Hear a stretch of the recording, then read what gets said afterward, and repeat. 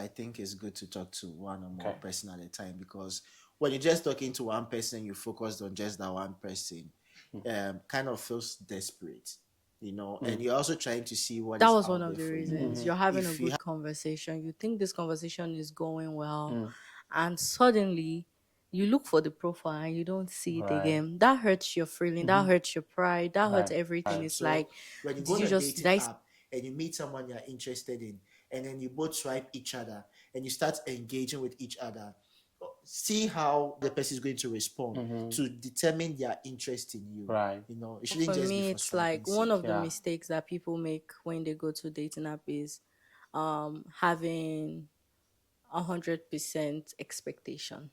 What do you mean by that? So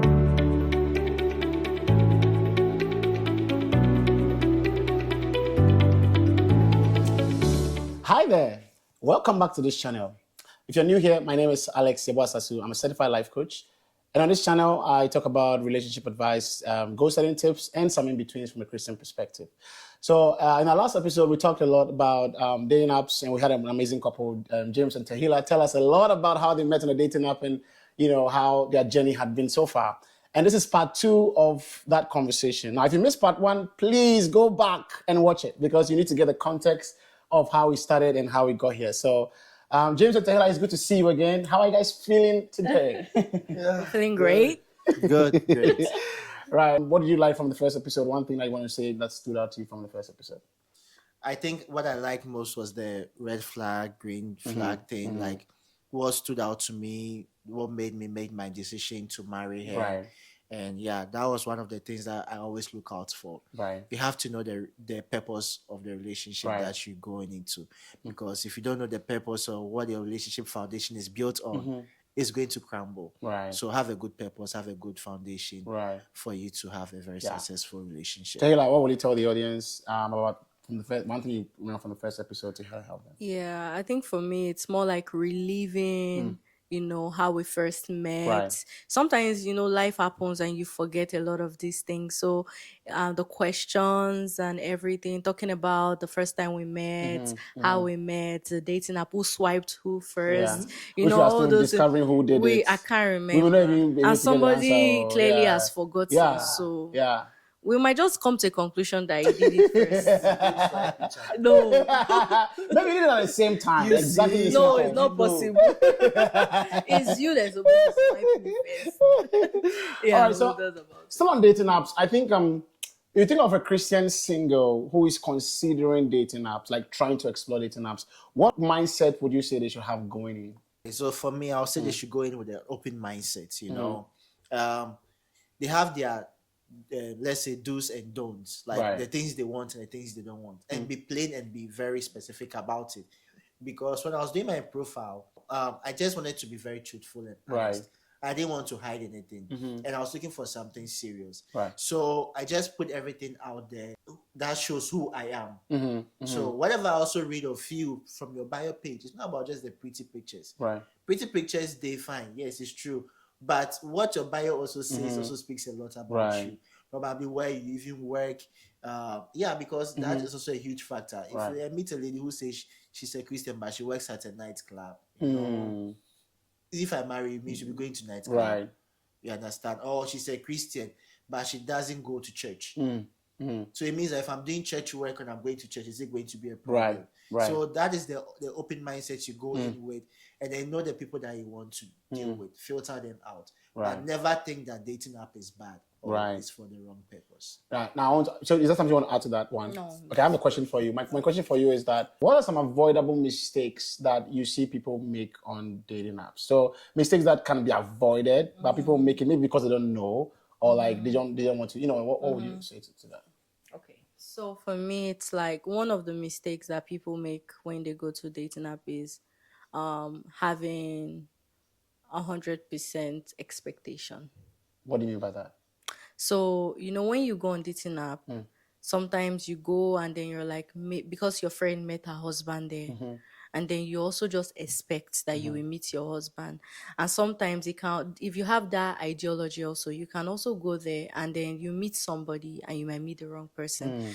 Dating app is very draining. I want Right. to be very honest. Yeah. There are times that you will delete the app because just imagine Monday, Tuesday, Wednesday is not like the people that you are meeting Right. are just people that did not align. That's just one of the most realistic things. Because I was on dating app from 2023 Right. and I met my husband and I deleted it. I know for the most part of 2023, 2024, I downloaded it one time, was still like that. Then 2025, I've already said I will never. I Right. don't say let me even do it. That was a month before I met James. So you could see that Right. I never like went on the dating app because I said, oh, I must find my husband. I was very open-minded to say, if I find somebody, fine. And if I don't, fine. It doesn't mean that, because, now we're married and then it's like, oh, these people got married, then I must also meet my own husband. But it is something that you can try and you may meet the person for you if that's what God's plan for you is. So for me, it's that expectation.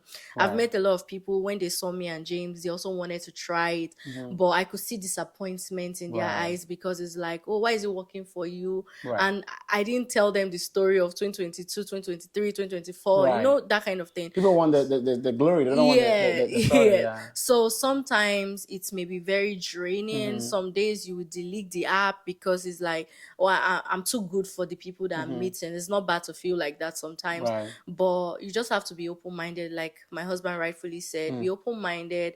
Also have your boundaries, know what you're doing. Also, don't be too fast to like allow the Holy Spirit to give you that spirit of discernment. It's not everybody that will come up to you on dating app that you feel like, oh, this person looks very nice on the outside. Try to also like get to know who they are more, or just trust your your spirit, your instinct. Right. There are sometimes people sleep. Even I've met some people that say they are Christian and it's like, oh, it's trying to roll up. Right. Roll up what? Some things, just make sure that you're What does like, roll up mean? like he's trying to roll up his weed. Oh, something, right. something. Okay, got People it. will say want to roll up. Something I was like, the same question you asked is what What does I that mean? He say, oh, I'm chilling in my room trying to roll up. Wow. Like, he's a Christian, no. He's even in choir in his Wow. church. You see, but to him, it wasn't a big deal. Yeah. But to me, that's a big deal. So, just making sure that you're not ignoring the red flags.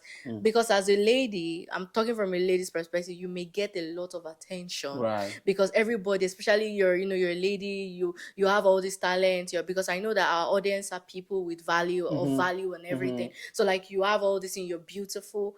A lot of people will come to your profile, but just make sure you don't get carried away. Yeah. You make sure that sometimes it's not only by look, because there are some people that they may not look the way you want them to look, but when you meet them in person, they may not just be good with pictures. So we should, for me, is just make sure that it's not just about just the looks and everything. It's more about content, what the person, the conversation, someone that can hold a meaningful conversation, and don't overthink things. Don't stress yourself too much about it. What will people say? People that were even telling me dating app, I convinced some of my friends to join it, and I didn't make it a big deal. If you don't make it a big deal, your circle will not make it a big deal. But if you're judging yourself, you're giving room for people also to like judge you. So just take life a step at a time. You may meet the person and you may not. Oh, I love that. This is really good.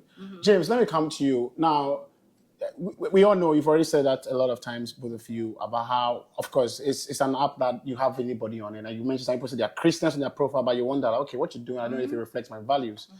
What advice can you give to just anybody watching about how they can discern between, in general, honestly, in general, between serious people and people that are just wasting time? Like, I just date for fun or whatever that looks like. What are some general signs you can give, as indications to look out for? Okay, so the general signs is one, the interest. Because we are both on dating apps. We know what you want. Right. We are there to date. We are there to meet people. But then you find the person, read the bio, it's good. You swipe. Then maybe they swipe you back. Okay, if they swipe you back, what's the next thing to do? You start messaging. But then you message and it's like a very slow response.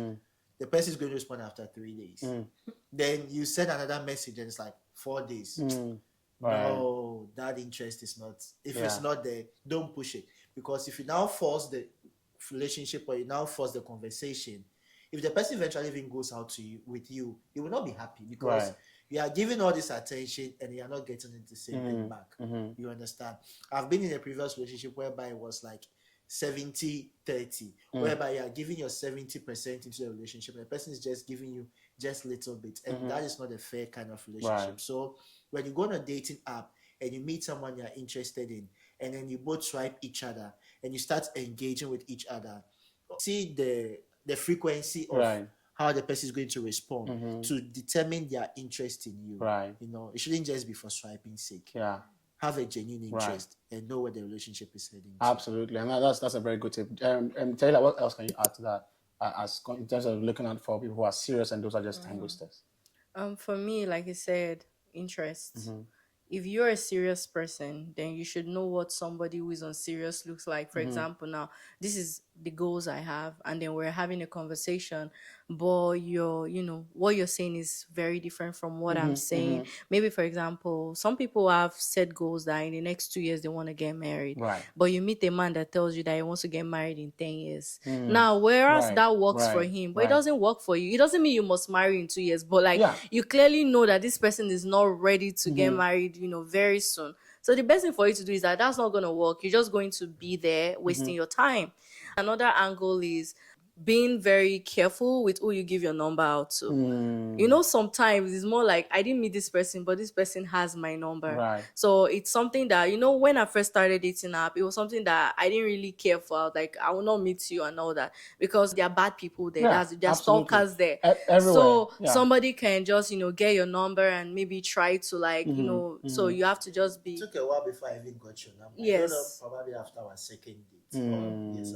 So even when you for your third days, you were still talking on the app. Yes. I'll rather even give you my Instagram or my social media page. That way you can text me if you want it to go out of the app, but don't give everybody your number, because your contact is very personal. They can find your address through it, they can do anything. But your social media, because many people don't really post too much, even if you post, but at least the person can, if you want more of my picture, you can go on Instagram, you see it there. I don't need to text you, because the first time, when you give people number, when it doesn't work out, then they have your contact, and you'll never talk again. And one day when you are married, they'll randomly text you and say, hey, what's up, I met you on a dating app. That makes a lot of sense. No, that's so wise. That is so wise. Now, that's also leading me to something else I'm thinking about now, in terms of what are some questions that you think, generally speaking, Christians should ask, or should, I guess, find answers to from the person you're talking to be able, before they can actually decide that, okay, I think there's somebody I may want to go to the next level, which might be, hey, let's meet, or whatever that looks like.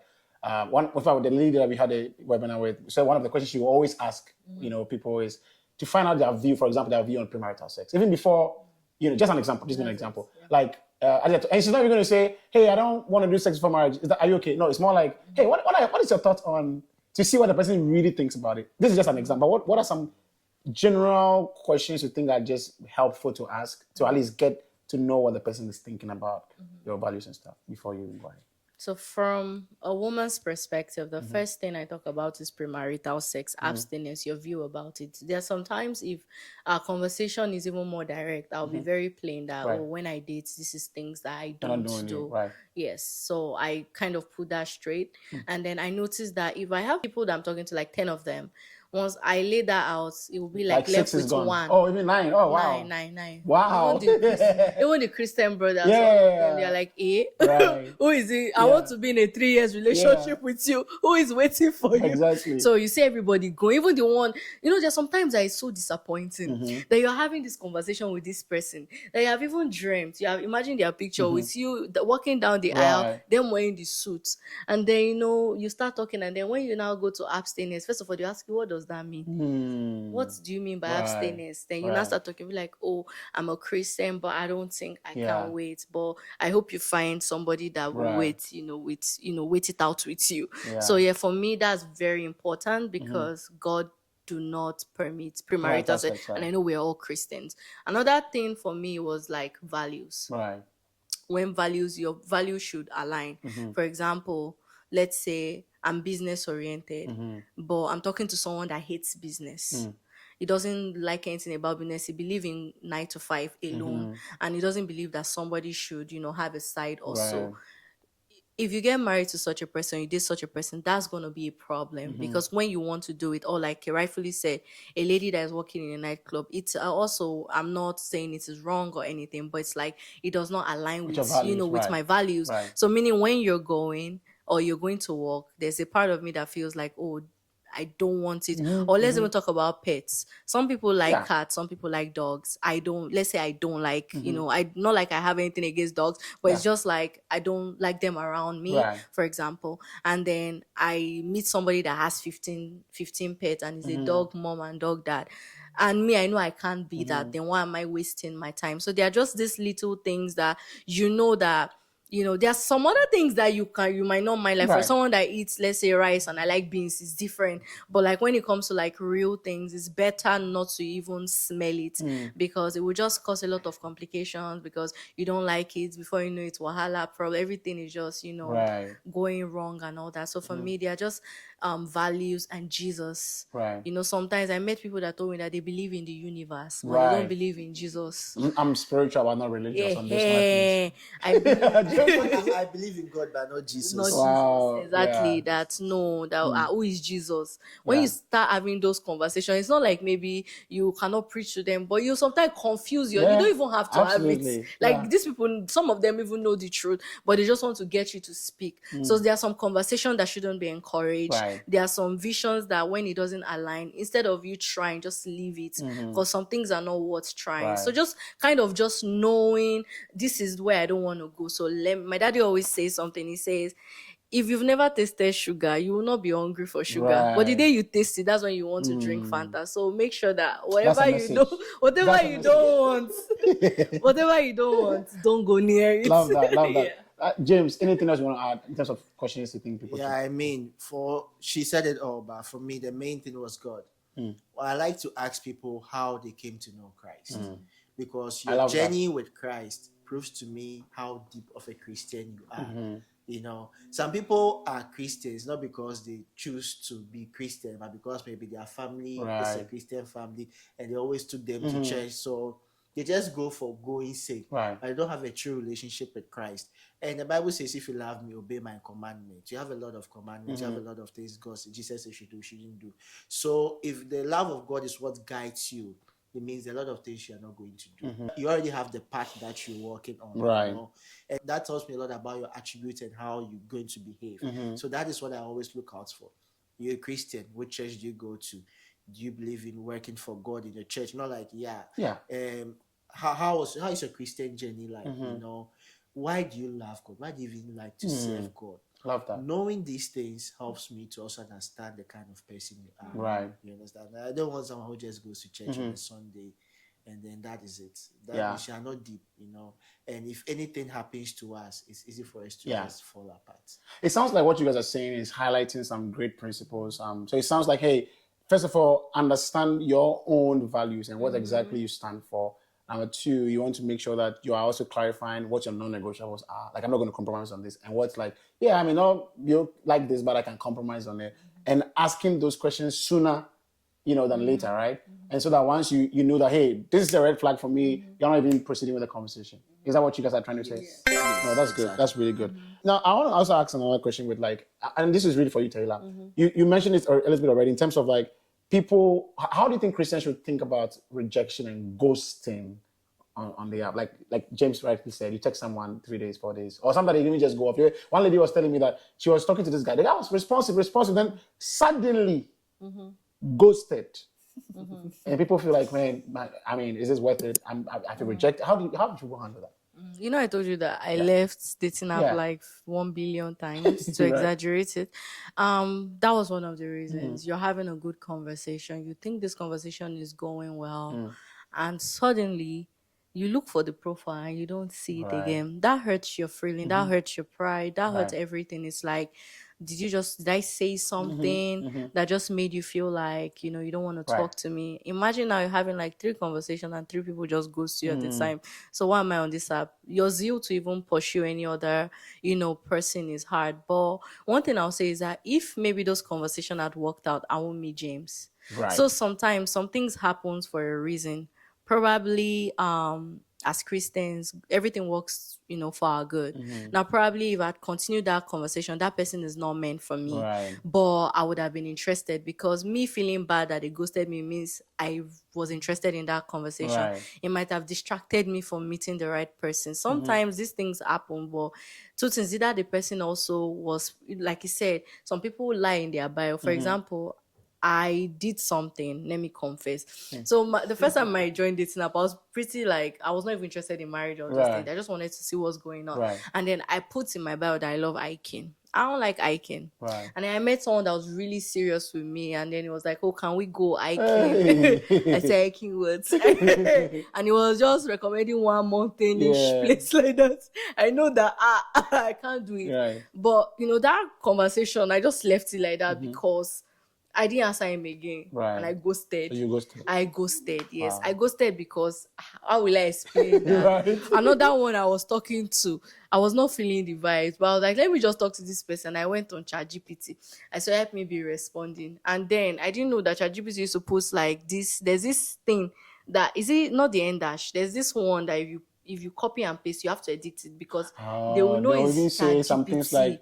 Exactly. Yeah, right. So me, I don't know now, and I used to respond to the person, and the person was like, "Wow, using ChatGPT." Now I'm just saying that. Now imagine somebody else too that was texting you, pretending like their values align with you, Right. and then suddenly they realize that you're a serious person, and there's no way they can tell you that, hey, I was not serious or what, it's ghosting. So Right. there are many reasons why people go. Sometimes it's even for your own good, because this person might be very toxic and he met somebody that is his match, and God is saving you from that drama. So I'll Right. just say, don't be discouraged, or don't feel like, oh, people are ghosting me because of me. Sometimes it's because you might even be too good. When you apply for a job and they tell you that your resume, you are very good for this Right. job, we cannot Right. employ One you. of my friends actually experienced that. They told him that he's overqualified. Yes. And the friend said, I want a job now. Give me. He said, no. Now he has another job. Sometimes you might be overqualified for that relationship. Because by the time the person is asking you questions like, where do you see yourself in 5 years? And you have everything figured out, like, hey,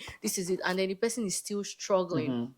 Not to just say anybody's story. I've met a couple of people that when they heard what I was talking about, and then I heard what I knew was not going to work, not because I'm better off than them, but it's just like they really have a lot to grow up from. And me, I feel like I've left that place. Right. And me putting myself in that position, I wasn't the one that left. Right. They left. And sometimes as a person, you're like, sometimes you get so bored and you're like, I'll just, deal with it.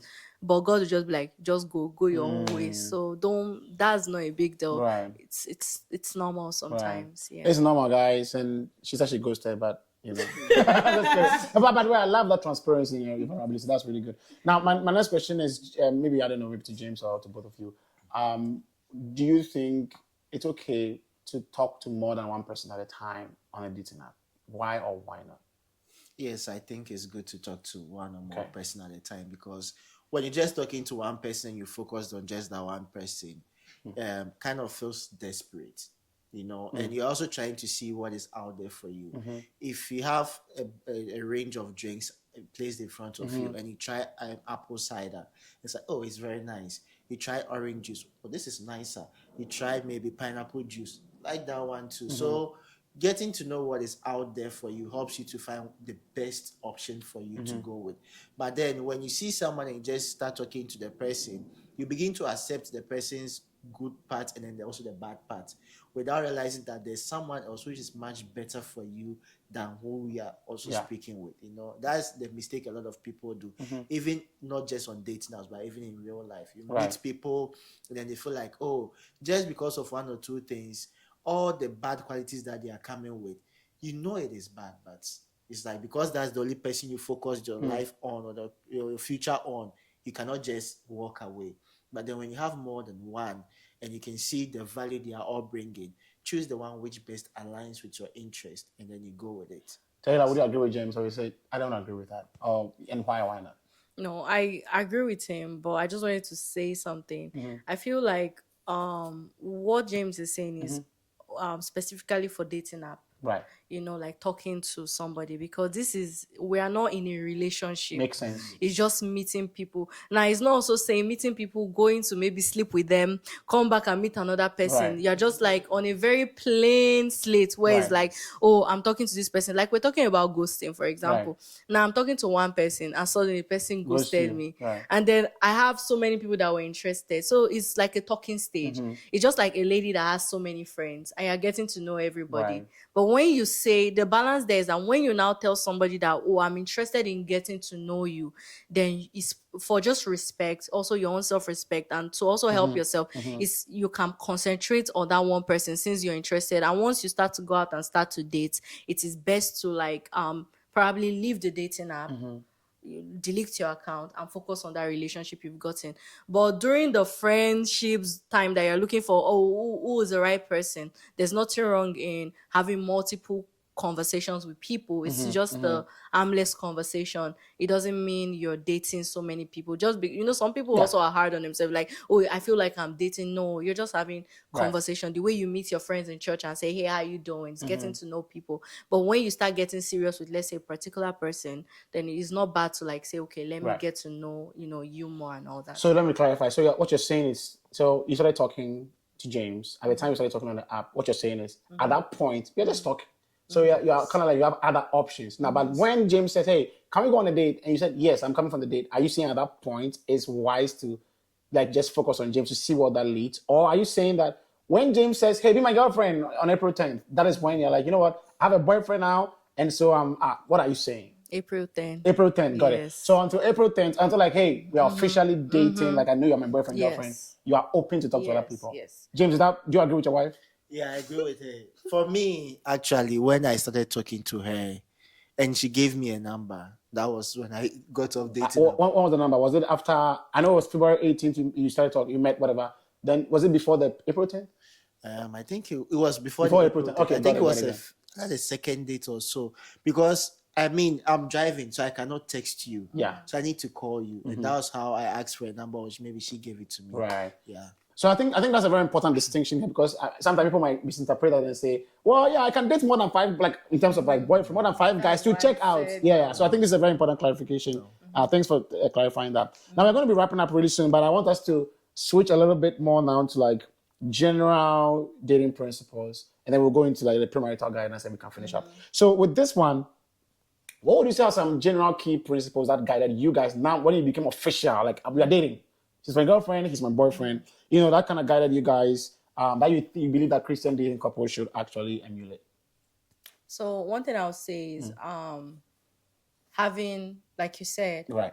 not everybody have the right family guidance, but you have somebody in your life that you respect. Let's say your pastor, your therapist, your somebody that is, guiding. It's good to let somebody know about your relationship. I'll say for us, many times, we look at ourselves, we be like, you're beautiful, you want to get tempted. But there's something he always tells me, because he has come to meet my family, my father, he cannot just feel like messing me up and facing my father. So that was another thing that kept us going. It was a protection for you. Yes, it was a protection for me. And it also made him even respect me as a person more. Seeing that I have people, in authority over me. Also don't do anything in this secret. That's what I'll say. For me, it was a principle and God. And we're open to learning from people's experience. Even if you are one day in marriage, you're older than us. Right. Me and James will ask you, what's up? This is what we're having. We had a lot of counselors. We're always open to ask questions. James will also, be willing to learn. Right. Sometimes it's like we know it all because we feel like we may be better than what we see. Like my parents are not perfect. Right. I look at their imperfection and try not to repeat those things so that I can be better off. So just learning, and also God, because sometimes you will try, but your spirit is willing, but your flesh is weak. So God is very important. And also God has given us the Bible as a guideline, what we should not do. We will not lie to each other. We will not steal from each other. We will not take advantage of each other. We'll look out for each other, because love does not do anything evil to each other. So those, for me, those were the principles that guided me. I look at my parents' relationship. I wanted something better. So I try to make sure that also I look at also not only my parents, even people in church. Mommies and daddies that have been married for 40 years, 50 years. I see the way they go, they carry themselves. I see the way my husband who does this thing. I also try to learn, because we're from different culture. It's very like, you know, people will look at you and say, you're all African. We are very different, you know. So like also the openness to learn, banter each other and laugh about it. And nobody's taking anything serious. Nobody's taking it personal. And if there's something that I don't understand, I can ask him, hey, what's going on? I feel like communication is very important, because when we're doing counseling, we spend a lot of time on communication. Because it's a lifeline, man. Yes, because we'll just be playing, and once there is a, you know, miscommunication, everything that is happening will just escalate, and then before you know, you're not talking to each other. So communication is one thing, and then also the way we communicate to God, we can also try to also use that to communicate with, you know, your partner. For example, when you talk to God, you talk with reverence. You reach out to him and say, God, oh, this is what I want. You know, you acknowledge him. Sometimes you call him nice names. But I observe that when you also do that in your relationship, for example, my love, my heart, you know, say all those sweet things to your partner. Also, like when you're talking, to listen, not just talking to, you know, sometimes he's talking. When we first started, he'll be talking and I'll be analyzing it, like respond. Oh yes, but I just listen to like hear what he's saying. Sometimes we hear what he's not saying. Why am I hearing what you're not saying? I want to hear what you're saying. So that's why I said God is our Father, is the one we look up to. So when we are all praying, we bow our heads. We are very, you know, we want the Spirit to speak to us. We want to hear. So also when we are with our partners too, why can't we, you know, also do the same thing? Because, you know, like when James is talking to me, I notice it's more of like me. I'm like, I want to speak, but then I try to like listen to him. I get what he's saying, and I give him his space. When it's over, I'll come and, you know, make my little one or two things. But that's just about it. Man, so much to unpack there. But I heard a lot of things in terms of like, you know, having people that you are listening to, learning from people that have gone ahead of you, making sure that you have communication going on pretty well, giving each other the space you need, you know, whenever that time comes. James, what else can you add in terms of general principles that guided you guys when you started dating? I think my wife has really literally said everything that there is to say. There was something I learned from her actually. I think maybe it was with her family, that you shouldn't let the sun go down on your anger. I didn't know. Ephesians 4:26. Yeah, I mean, if you go to church, you hear it, but I didn't really practice it. And that was something that was actually very difficult for her, because she's been practicing this for a very long time. You know, when you're dating someone, when you're just in a normal relationship, and then you have a little misunderstanding, you both can go off for like 3 days, 4 days, a week. She's not like that. Like that very day, that very evening, you have to resolve that issue, you know, because she says she cannot sleep without resolving the issue. And then one thing what has helped me from then even till now in marriage is that we always pray in the morning before we step out, and we always pray in the evening before we sleep.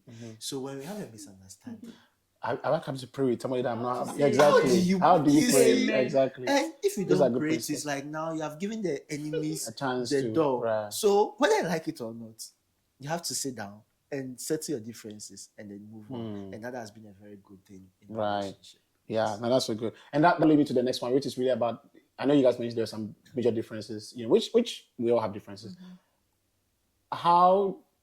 What are some just general tips you can give people on how people can handle difficult conversations in dating relationships and even now in marriage, you know, just from experience so far? One of our counselors told us that when we explained our, you know, different personalities, he told us that there's something he and his wife usually does. So they hold like a pen. And then that pen, when they have like maybe differences or they're having issues, whoever holds the pen is the one that will talk. And then nobody else talks. So far you're holding the pen. Now, then once I'm done talking, then I will not ask you a question. I will say, you're still holding the pen? Still holding the pen. Then I will ask you a question. What is it that you heard me say? Now you have to tell me what you heard me say. Right. Now, if that is not what You said. I said, I will repeat myself again Okay. and ask you, what did you hear me say? We'll continue to do that until you hear what I'm saying. And then I will not give you the pen until you hear what I'm saying and satisfied. Then I'll pass the pen over to you. And then you also will say your own and ask me, Right. what did you hear? And then if I'm saying something else and then you don't understand what I'm saying, then he will say it again, explain himself until I understand, what he was saying. That's what we started doing. And then in the beginning it was funny. Yeah. Because I was like, Richard is holding pen. Yeah. But it really helped. Because at that point I realized that I've always been misunderstanding him. I wasn't, sometimes we don't have time to do the pen thing, but there are other ways to do it. Yeah. But it was like, so many times he's saying something and then I'm just interpreting it, different. It's like once James just saying no, is no, no, no, no, no. There's a reason behind it. Right. So that pen makes me understand. So that pen is patience. Willing to listen, like I said. That's how we've been doing it because we're really different. Right. Like James and I were so different, but that's what has been helping us. Sometimes James will just say, Tehillah, sit down. And then me, I don't want to sit down. But then I sit down and I realize something. I'm someone that used to be like out there, outspoken. Right. But just being married to him is also helping me. Like some excesses that I have in me, it's also helping me to curb down, we're balancing each other. Right. That's the balance. So when I want to be there, it'll be like the healer, and all that. So for me, it's like once you start understanding each other, listening to each other more, you realize that it helps. Like I said, it's still all under communication. Yeah. Willing to listen. Yeah. Yes. Love that. I was listening to a podcast, Focus on the Family, and they were talking about how a couple was talking about how they used to struggle with communication issues in the beginning. It's so funny. It's just similar to what you said. And the man said, so in the beginning, sometimes the wife might say, hello, let's say, hello, James. By the way, dinner will be ready soon. Then, no, sorry, I'm messing it up. She would tell the husband, hey, please don't forget to wash the dishes. Then the man is already thinking, well, she's saying I'm lazy. She never said you're lazy. She's only saying don't forget to wash the dishes. And on the flip side, sometimes the man will tell the wife, when will dinner be ready, please? Right? Then she's thinking, he's thinking that I'm not going to cook for him. Why is he thinking that? But that's not what he said. So you're right. Sometimes we hear what the person didn't say, or we hear what we want to hear versus what the person actually said. That's a very good exercise. I love that. James, yeah. Yeah, what she said is very true. Until we started doing that pen thing, I never knew that what she was saying, I was not listening. I thought I was listening, but when she said, repeat what it... I failed. I failed several times. Yeah. And that was what made us realize that, yes, there was a miscommunication gap. And by doing that, it really helped us reconcile. Right. And I tell you, since that moment, anytime we have misunderstanding, see, when you have a misunderstanding, it's like, let me just go my way. Let her just go away. But then just doing that always brings us back together. Right. And then we just move on. And that has been one of the biggest secrets of our relationship success. Love that. And let me always keep getting better. In Jesus' name. Amen. Now, I want to switch to the last part, which will be premarital guidance. Recently, I don't know if you know Wodemaya. Maybe I don't know. Yeah, you don't know he's a Ghanaian, but he's a very famous YouTuber. Recently, he did not necessarily, he did an interview with Bolare. And he talked about, I don't think people should, premarital counseling is not important. Like, I even did a reaction video on my channel because of what he said. Obviously, you guys got premarital guidance because of what you keep saying in your in the interview so far. Tell me about the experience of your premarital guidance that you guys got. And I know you mentioned that you met a lot of counselors. What do you mean by that? Let's talk about that. My husband said something. He said, when he first met me, my daddy said, come. It is the community that gave birth to this girl. I'm a missionary. So we had a lot of people that were interested. And for us, we just met. Right. We're very young. And if you even look at it in another sense, it's like a very brief relationship, like 9 months and all that. Yes. So for my dad, he was like, he will not give his child out if we don't have proper guidance. So my dad got, my dad recommended counselors that were like 50 years in marriage, 20 years in marriage, 15 years in marriage, 60 years in marriage. Like, he recommended so many counselors. Wow. I did in my church, I did in his Wait, church. he recommended you to choose one? No, we didn't choose. Or We you went to all of them. my goodness. In a My week, goodness. in a week, we have like 4 counseling. Wow. We did it in my church. We did it in my dad's church. We did it in our ministries. We did counseling everywhere. I'm not even exaggerating. Everywhere. At some point, we're like, oh my God. My dad said, don't worry, that you don't know where all these things will, help you. Premarital counseling is very important. The reason why I have not packed my load and gone to my father's house yet, because marriage is nice when you dance and all, but I'm not going to lie, from the day you get married, that's the day that you start, things that don't have head or tail will start, even the devil self is not sleeping. Yeah. So many things will just be, Right. like happening around. And then if you are not somebody that is prepared, it's like, after we dance in the wedding, we're doing it. It's like getting ready for a warfare. Yeah, absolutely. It's I like agree with that. getting ready for a warfare. So for me, I already saw my mommy say, this is when you will pray. So I've already come, with, and apart from my mom, my counselors have already told us, sometimes it may not get easy, but you're the one that will make it easy. Because of this is the mistakes we made during our time. And that's what me and James do. I can't even, sometimes we'll be in the house, I'll be like, we don't even argue. Right. It's not like we don't. When we argue, we don't even count it as argument. Right. We just feel like, oh, it's something, and then we move past it. And let me give you an example. Like yesterday, for example, we had one brief argument there.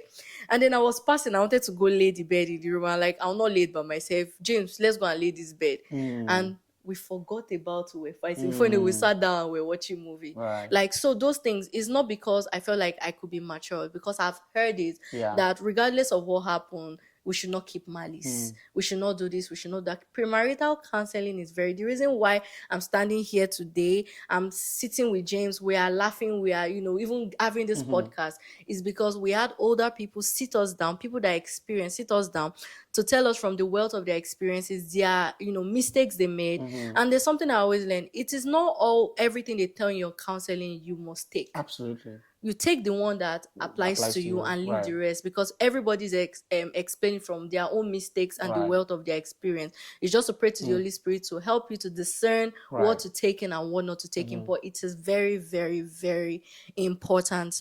And my parents also told me something. They said their marriage standing to is because of community and counseling. Counseling really helps. So people that do not counsel will always run. My dad is a counselor, so I can see people that never did counseling during the marriage, they always run back. And those are people that always calls pastor midnight to say there's fire on the mountain, because they didn't do it when there are exceptional cases, but most time that's most of the Don't you think reason. we should charge this well more money to help that? Yes, we should. We should. As a pastor's child, I will be sleeping in the night, and my dad has to leave the house because somebody is blowing somebody and all. Because like if you can get it before, and if you're gonna come later, it's a bit more difficult to do it. Yeah, but that's good. What do you think, James? How was it for you?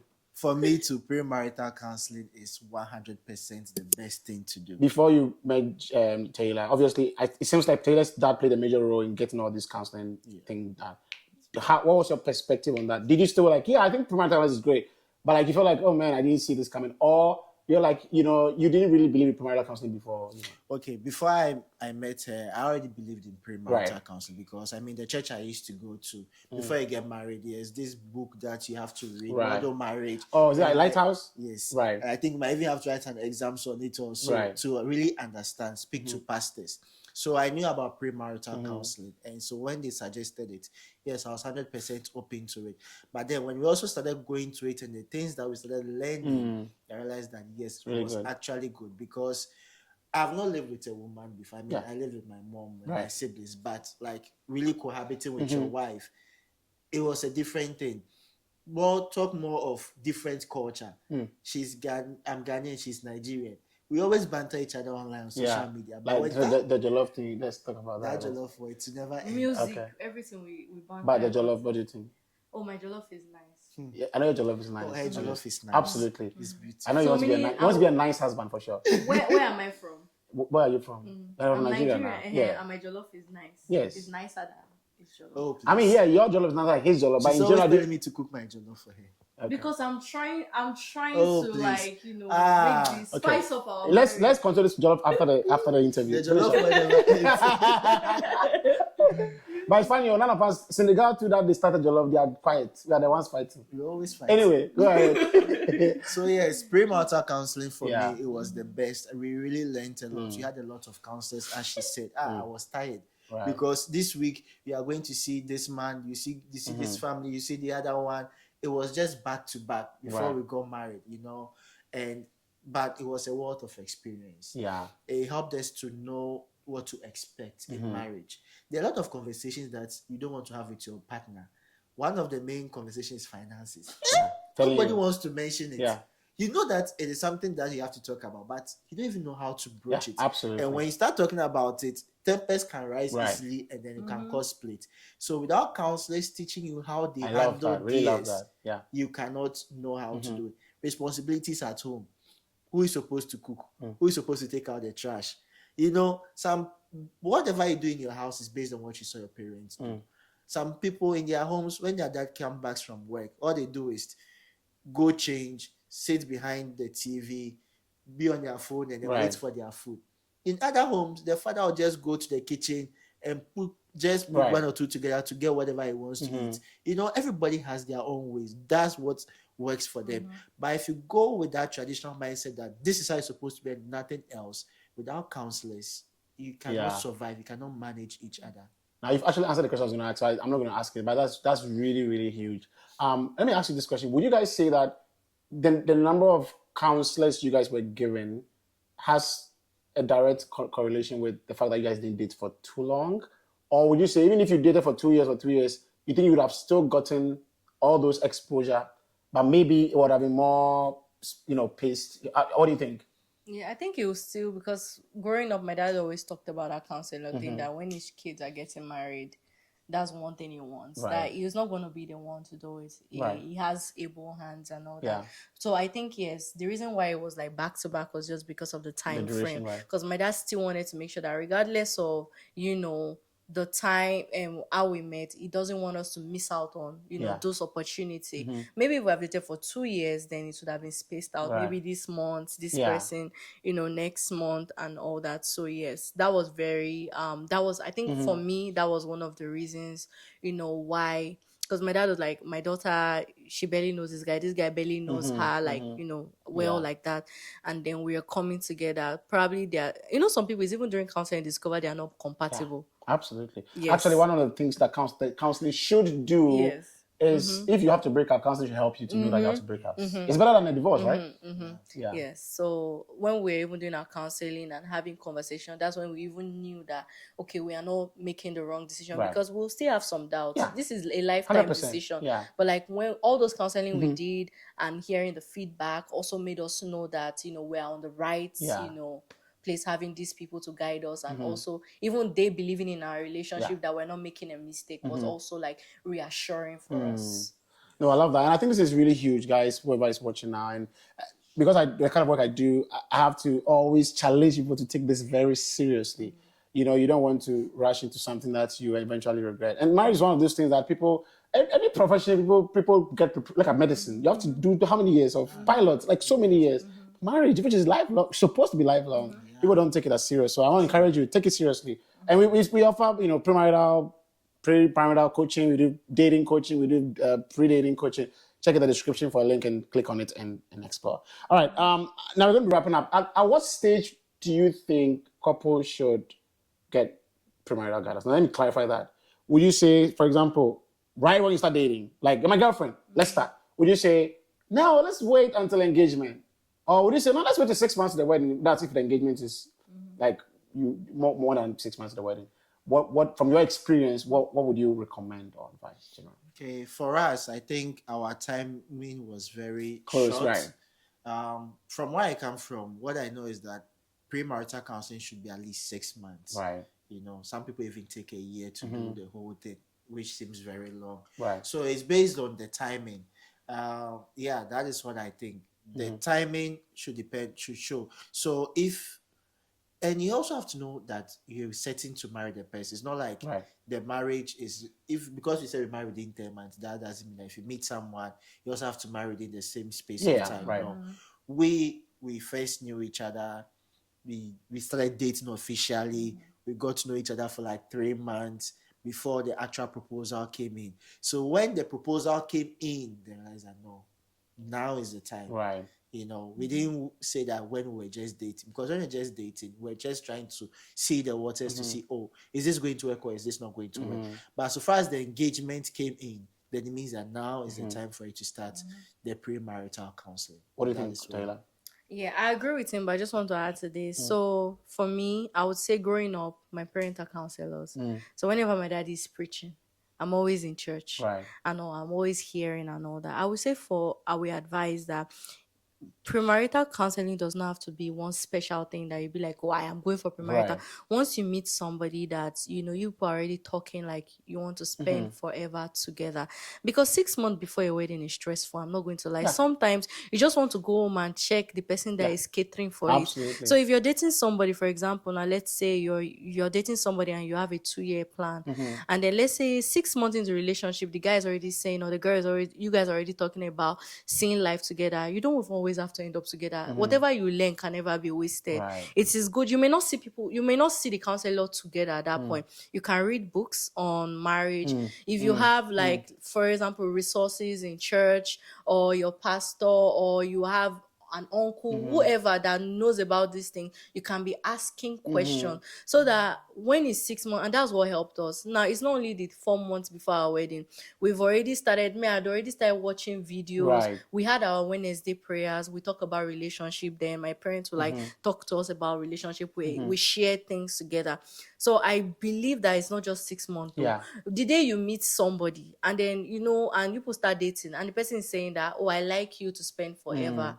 You can find somebody. Yeah. It is better than going so deep in Right. it, and then you are just, even when you're not seeing red flags, there's nobody Exactly. to talk to. You just have to marry because you spent 3 years in the relationship.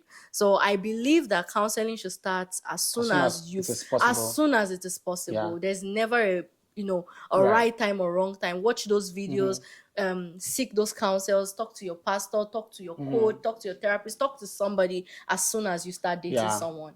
Well, I love that, and that's what I always recommend. And I like what Taylor also added to what James said, that sometimes you are thinking about like an official but even what books are you reading as a single person? Like when you started dating, are you guys just talking, I love you too? But what are you intentionally pursuing to be able to help you guys make the right decision? And I really love that.